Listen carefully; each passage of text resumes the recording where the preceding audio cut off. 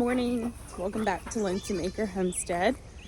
Today, I'm just gonna share with you a few little updates that have been going on in the last week since I haven't posted. I don't think since we processed our chickens, and I'm just out here this morning trying to let our animals out. Come on, you guys. So, since we have processed the chickens, come on, girls. We did something, and I'm really excited about it. We got ourselves a Berkshire boar. So he was actually given to us by a family that lives near us, and I think they just had like too many, or they didn't need him anymore, and I could definitely use him because we have definitely talked about breeding our own pigs for meat feeders, and then sell any additional, and we'll just kind of see how that goes and see if it's worth it to us to go along that path. So for him, I call him Hamson, and then my kids call him Bob, and then my husband calls him Bebop. So our boar has 3 different names, which is fine. So he's Handsome, Bebop, Bob. Let me show you him. Hey, big boy. Hamson.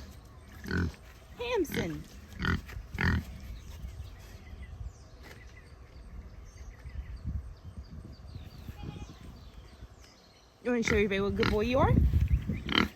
And say hi. Ah. I know. Hey, Hamson. Once our feeder pigs are gone and off to the processor, which will be at the end of this month, I am going to start running him on grass, and just like every few days move him, because these girls have done their job by tearing up this one area in the yard that like had some invasive trees and invasive weeds, and they did what they were supposed to.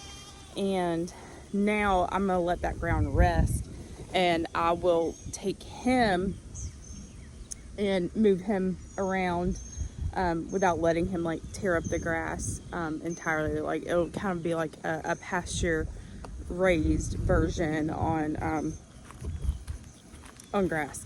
So, and I mean we have an acre, so it's not like we have enough to move him around. But as far as breeding, things like that go, that's gonna be an interesting thing that we're going to have to accomplish. And it may be that I get another set of electric fencing, or so I continue to move the pigs how I want to, because I'm going to keep obviously him separated after breeding has been done, and then we'll have our one female, and we will be getting her as well after our feeders are off to the processor at the end of the month. And this all comes at a time where I've really enjoyed having the pigs. They are awesome. I love their personalities. They know me, and they're just fun. Hey, big girls.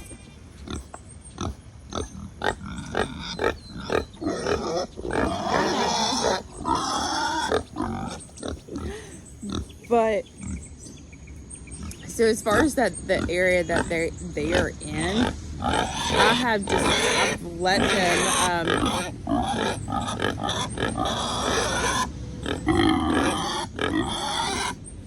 okay. So as far as the area that they're in, I have just let them like just destroy this. And the reason why that is because all of this was all the way out to where their fencing was just like really like foresty, and I wanted to like push all that back, and they have definitely accomplished that. So in the future, I know I'll just have pigs that I'm moving like on grass, unless this ends up growing back, and then I'll leave another set of pigs here to just kind of push this all the way down. But for now, I'm gonna, like I said, I'm gonna let this ground rest and do its thing. Hopefully grow grass over here and not all this invasive stuff that we've had growing. And it'll look nicer than what it does right now. But of course, like I said, they had a job to do and they did it, and I'm super excited about that. The other thing that we have going on right now is in May, and this is totally my fault that I didn't write down the date. We bred our rabbits, so we're expecting some kits here soon, and I think it'll be this week, but if not, next week. But we have given her one of our pens that we would actually use for our like chickens to let them grow out. But we do have another run for them because I still have like 16 chickens in the brooder to replace some egg layers. But this now is our grow out area for or like our maternity ward. And it is in our garden.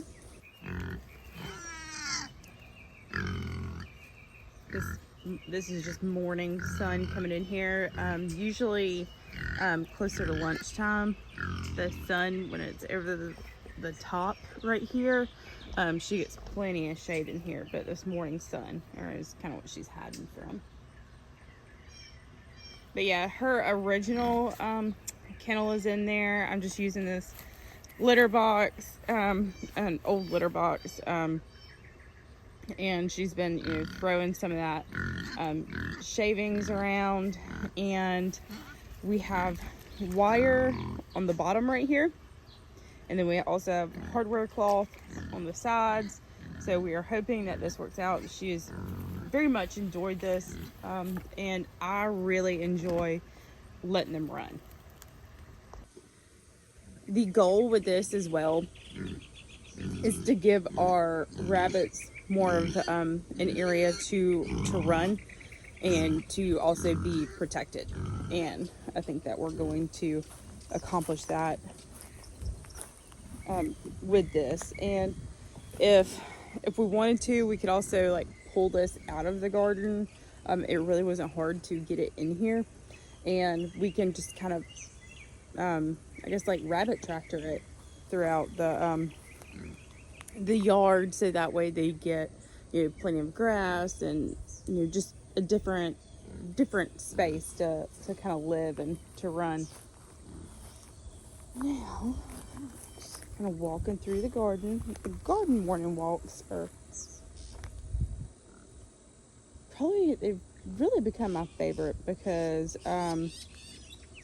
it's getting really hot during the day, and it's like 8:30 in the morning. I already have like my swimsuit top on, because the kids and we have like this little inflatable pool thing, if you can kind of see that in the background, and so just to keep the kids like outside, keep them cool, and myself, we're just gonna have an outside day today together and enjoy that. And it'll be nice because it's I think it's supposed to be like 95 degrees today. It's gonna be crazy. Let's see. Our tomatoes are insane right now. It's crazy. I came through here yesterday, and if you have not already, be on the lookout for the tomato worms because they are in full force. I came out here and I thought I had two. And, I went inside and I kind of thought better of it. And I came back outside later on in the evening. And when I did, they were just everywhere. So I probably picked off like 7 or 8 tomato worms. And I put them like in a little cup. Like I just used the cup to kind of like scrape them off the tomato plants. And I just dumped them all out in my chicken run. And it was like a free-for-all there. They had the best time with those tomato worms.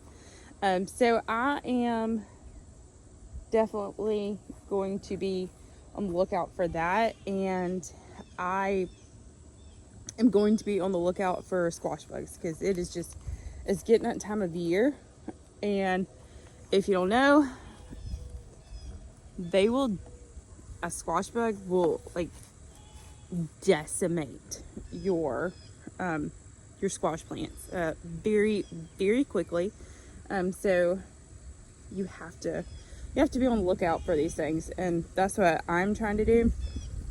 I saw a method that I'm gonna try this year, and that is, which I need to probably go ahead and do that, is to wrap the base of your squash plant in aluminum foil, and that will help prevent your vine borers for your squash plants. And then the other thing I saw was to take a lint roller and to lint roll underneath the leaves of your squash plants to try to get like the eggs off, or if you see any eggs. And I was like, gosh, like instead of like trying to scrape them or torch them or do whatever, just use a lint roller. And I was like, oh, that's brilliant. So I'm gonna try that and see how that works.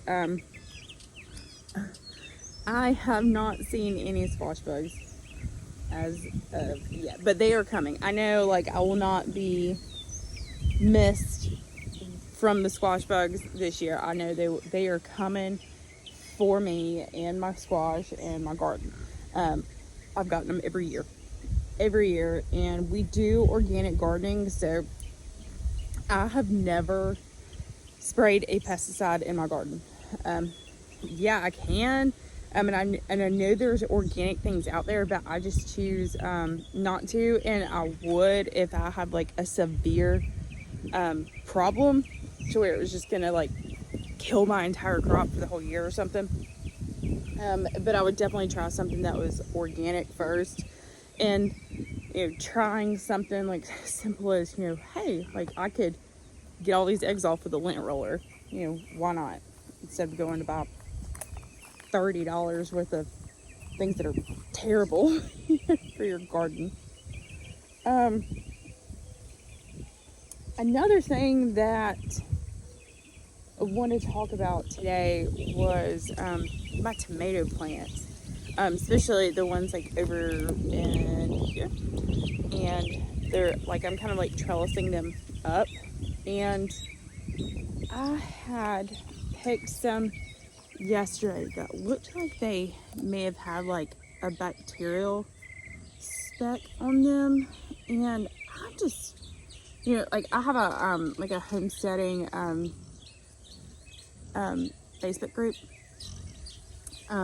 where just our local mamas, if you're in the CSRA, like Georgia, South Carolina area, we are homesteading mamas of the CSRA, and it's just a group of us ladies that we ask questions, and a lot of times you're gonna get a response from somebody like fairly quickly, which I really enjoyed because I came across those tomatoes with spots on them yesterday, and then I spent, I don't know, a few hours yesterday looking up bacterial spot and bacterial speck on tomato plants because I've never experienced it. And a lot of times if you haven't experienced something, just ask, and somebody else probably has.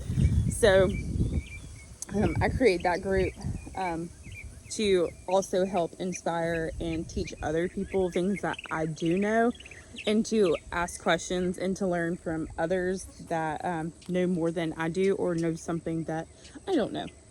But I was reading on that about the bacterial spot or speck, and it said, that you could pull those plants. But the plants themselves look great, and the tomatoes that I have on here right now look really good, and they don't have any spots or specks or anything on them. So I think I'm gonna do some more research before I totally pull a whole bed of tomatoes, because I've probably got over 10 tomato plants in this bed, and I just don't want to, I don't want to pull them. So I'm just gonna be very mindful, and I'm gonna watch this every day. Look at these tomatoes every day, and to see is this something that has to be done? Do I have to pull this? Is that truly what it is? Because if it isn't the bacterial spot or speck, then I definitely don't want to pull this. So I have such happy little plants. I mean, don't look sickly to me.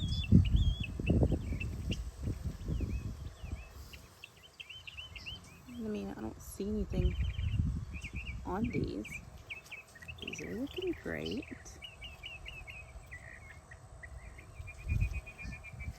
Let you go a little bit more towards the trellis so y'all can have something to grab onto. But yeah, I mean, it's just I have no idea. No idea.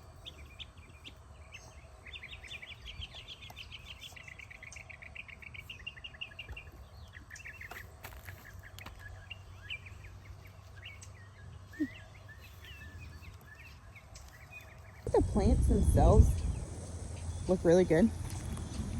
So I couldn't tell you. I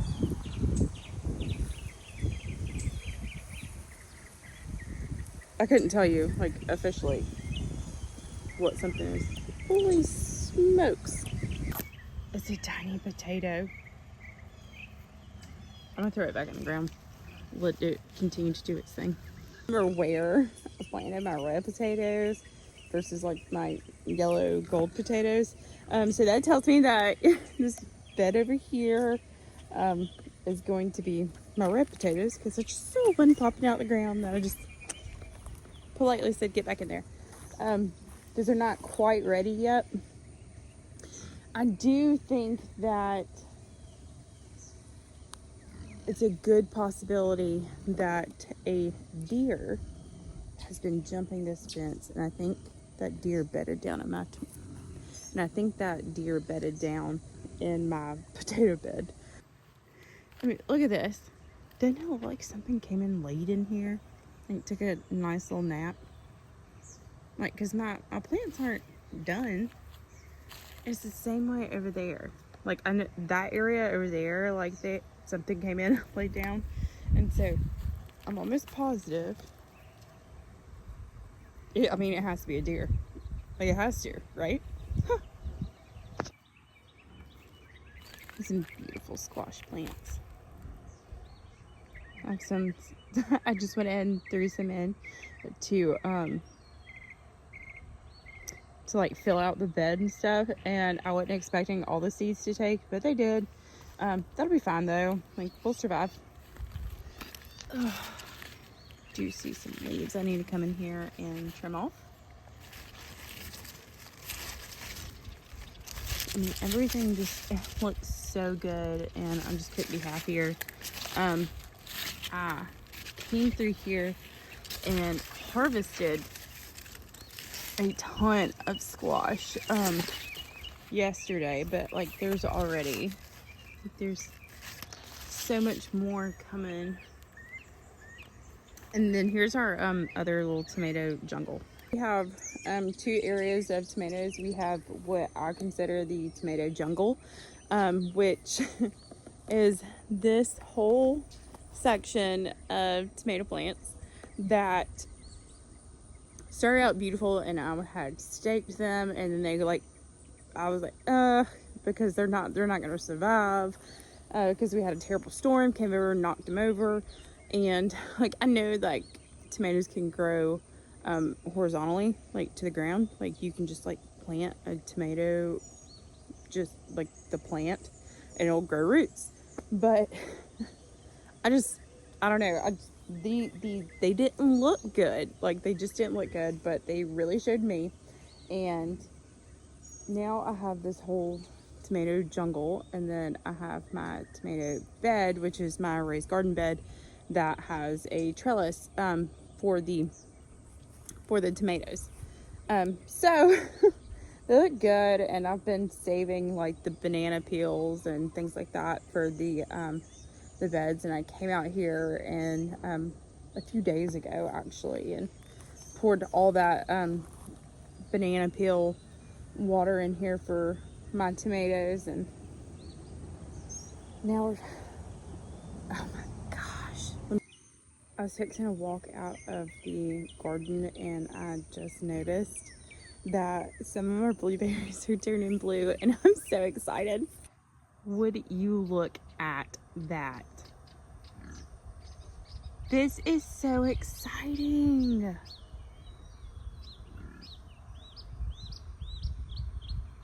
Oh man, once my kids see this, they're gonna lose their minds. I love it. This is so cool. Now, only a few of them are pretty blue, but nevertheless, like, this is gonna be awesome. Really excited about how this season is going, and we're steadily, things are steadily coming in, and doing a little bit of harvesting every day. And the big showstopper for us this year has been our green beans, just because it is the perfect time for them. But here soon, the tomatoes are going to start, really showing off, and the okra, things like that, that are the okra that's really going to thrive in this hotter weather that's coming up. But I mean, I couldn't be happier, especially for this to be, brand new, as far as, this, we didn't have all this extra space filled in last year, and now we do. It's just, to me, I feel that step forward in this year than what I did last year. And it feels good. It feels good to say, hey, like, we did more this year than what we did last year. And I hope that is a continuous thing, that every year we're doing a little bit more, trying new things, reinventing, making things better for us. And that is ultimately my goal, is that every year we do better and we try harder. And everything that we have done this year thus far, like, I'm really excited about. Hopefully going to be having our first babies here soon. It's really hard to tell if rabbits are pregnant. So in the next week or so, we'll find out if we're gonna have some kits or not. If not, I'll just rebreed and go for that.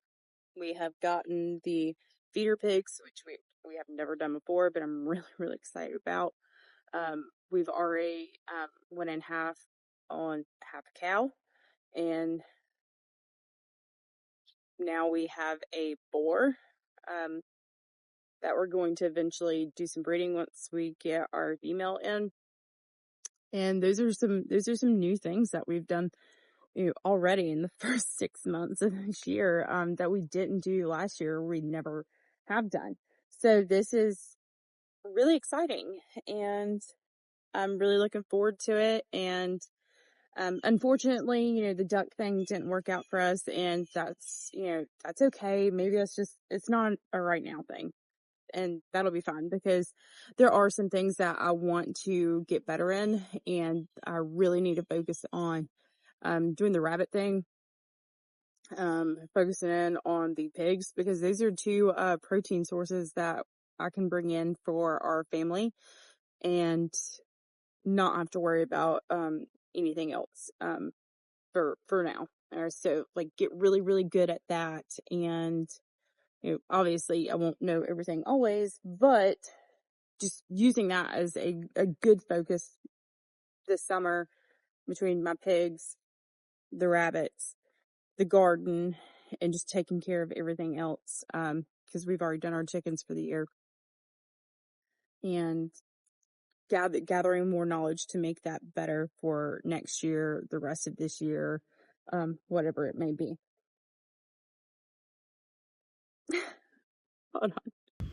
Somebody is really upset that they're not allowed in the garden. I'm not a bad dog mama.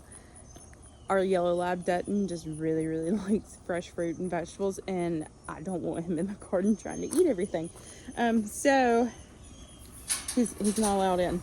Some exciting things coming up. Hopefully, oh gosh, I hope I get to show y'all some new baby kits here soon.